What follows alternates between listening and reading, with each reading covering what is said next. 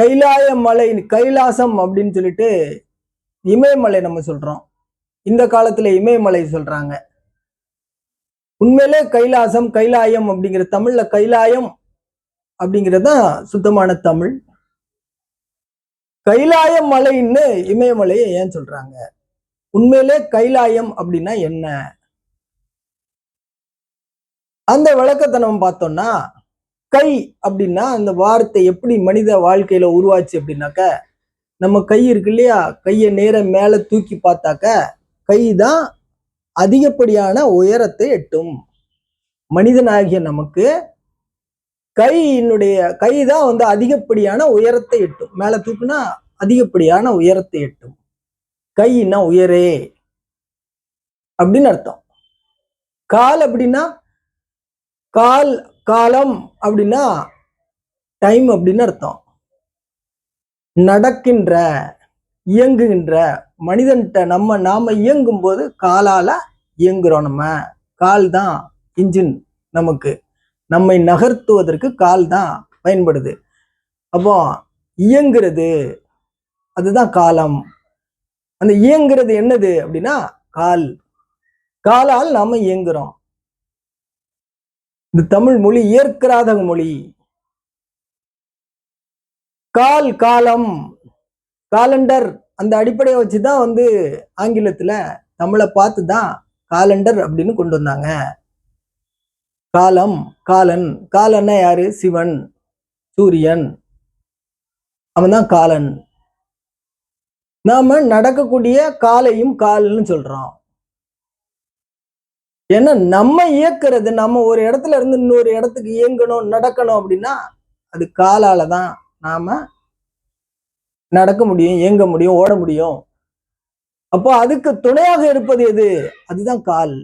இப்படிதான் தமிழ் மொழியில பேர் வச்சாங்க. இதை எல்லாரும் இந்த மொழியினுடைய மகத்துவத்தை புரிஞ்சுக்கணும். இன்னைக்கு தமிழை வந்து எல்லாரும் படிக்காம போயிட்டாங்க. இன்னைக்கு தமிழர்கள் தமிழை வந்து விட்டுக்கிட்டு இருக்காங்க. வட இந்தியர்கள், பிராமணர்கள், வெளிநாட்டுக்காரங்கள்லாம் இன்றைக்கு தமிழை விரும்பி படிக்க ஆரம்பிச்சுட்டாங்க.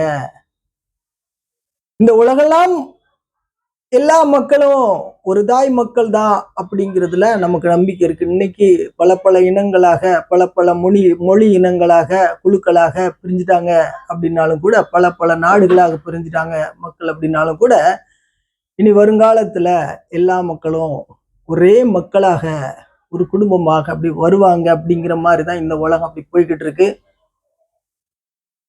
இத அறிவாய்ந்த மக்கள் உணர்ந்து கொண்டிருக்காங்க. தமிழை தமிழ்நாட்டுக்கு வெளியே உள்ள மக்கள் அதிகமா இப்போ பயில ஆரம்பிச்சிட்டாங்க. இந்த மொழி இயற்கராத மொழி, இயற்கையாக மானிட சமூகத்திலே உருவெடுத்த ஆதி பழம்பெரும் மொழி. இந்த மொழியினுடைய சிறப்பு நாம அதை பேசுவோம். அதனுடைய நுணுக்கத்தை நம்ம பேசணும். இப்ப பாருங்க, கால் அப்படின்னு என் பேர் வச்சான், கை அப்படின்னு என் பேர் வச்சான். அப்ப கையினா உயரே, மேலே. கைலாயம் அப்படின்னா மேல் உலகம் அப்படின்னு தான் அர்த்தமே தவிர எந்த ஒரு மலையையும் குறித்ததான சொல் அல்ல. ஆனா நம்ம இன்னைக்கு மலைய வந்து கைலாய மலை அப்படின்னு சொல்றோம், இமயமலைய அப்படின்னு சொல்றோம், கைலாய மலை, கைலாசம் அப்படின்னு சொல்றோம், கைலாஸ் அப்படின்றோம், இமயமலையை சொல்றோம். ஏன் அப்படின்னா அந்த வானுயர்ந்த, விண்ணுயர்ந்த, மேலெழும்பிய பெரியதான உயரமான மலை அப்படின்னு தான் அதற்கு அர்த்தம். வானுயர்ந்த மலை அப்படின்னு அர்த்தம் அதுக்கு. கைலாயம் அப்படின்னா வானுயர்ந்த, கை அப்படின்னா மேலே, உயரே அப்படின்னு அர்த்தம். பரம் அப்படின்னா பறந்து விரிந்த, பரம்பொருள் அப்படின்னா இந்த ஏகம், அநேகம் அப்படின்னு அர்த்தம். அதை நாம மானிட திணையில சிவனாக நம்ம உருவகப்படுத்தும் போது ஏகன், அநேகன் அப்படிங்கிறோம். அப்ப நாம ஒரு விஷயத்த புரிஞ்சுக்கிட்டோம்.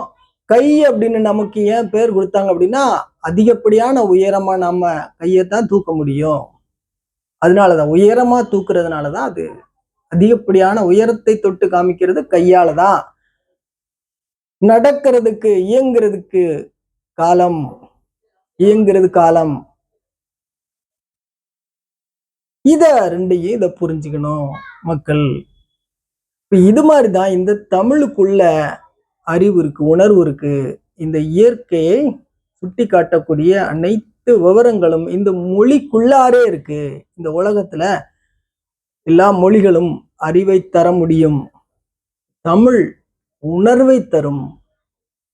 ஒரு விஷயத்தை உணர வைக்கணும் அப்படின்னா அவங்க தமிழ் படிக்கணும். இது இந்த உலகம் இன்று புரிந்து கொண்டு வருகிறது.